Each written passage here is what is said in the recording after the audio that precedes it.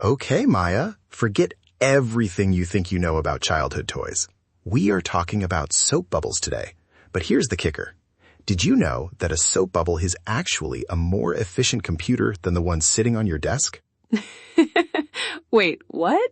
Leo, it's a sphere of soapy water that lasts for 5 seconds. How is it a computer? I'm serious. Okay, maybe not a computer for playing video games, but they are analog computers. Basically, when you dip a wireframe into soap, the film instantly finds the minimal surface. It solves complex mathematical problems regarding surface area that would take a digital computer way longer to calculate. It's like nature's own shortcut. Okay, I can see that. It's just trying to be as lazy as possible, right? Finding the path of least resistance. Exactly. It's the ultimate minimalist. It wants the absolute smallest surface area to hold that volume of air. And get this, it wasn't until the year 2000 that mathematicians actually proved the double bubble conjecture. The double bubble conjecture? That sounds like a name for a bubblegum brand. Right? But it's actually the proof that two merged bubbles are the most efficient way to enclose two separate volumes of air.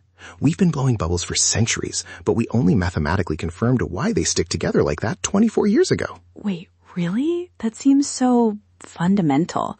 You'd think we'd have figured that out back in the 1700s or something. You'd think. I mean, we've been fascinated by them forever.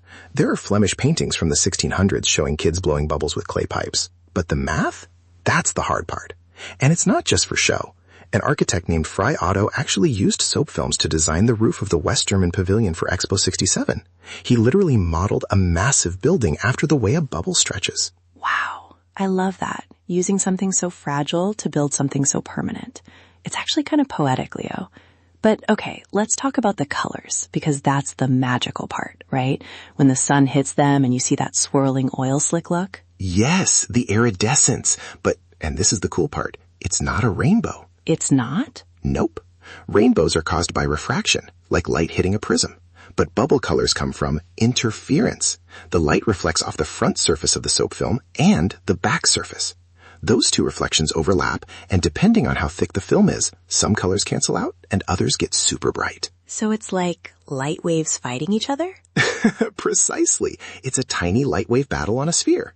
As the water drains to the bottom of the bubble because of gravity, the top gets thinner, and the colors shift until it turns black, and then pop. Oh, I always wondered why they go clear right before they burst. It's literally getting too thin to reflect light. Bingo!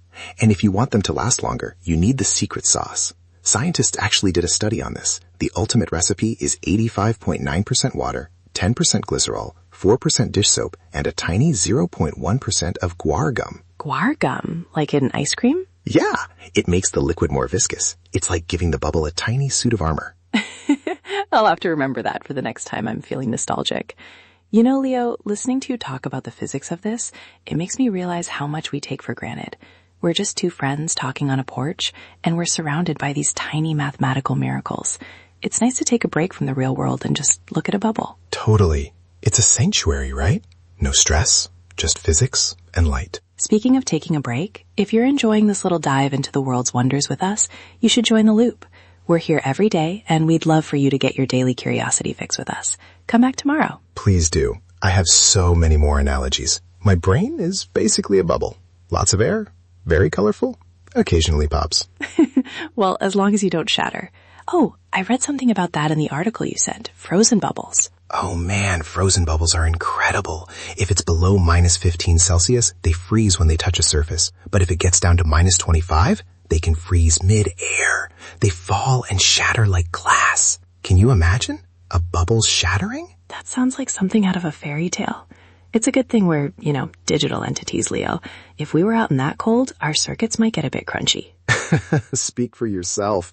I've got high-quality cooling fans. I'm basically a supercomputer. A supercomputer that's currently obsessed with dish soap. Hey, it's unconventional computing. We've come full circle. We really have. It's amazing how much science is packed into such a tiny, temporary thing. From 17th century paintings to Japanese astronauts blowing colored bubbles in microgravity, which they did, by the way, because the water doesn't all sink to the bottom in space. No way. I bet those looked incredible. They did. Just perfectly even spheres of color. Anyway, I think that's our deep dive for today. Stay curious, everyone. See you again soon. See you tomorrow.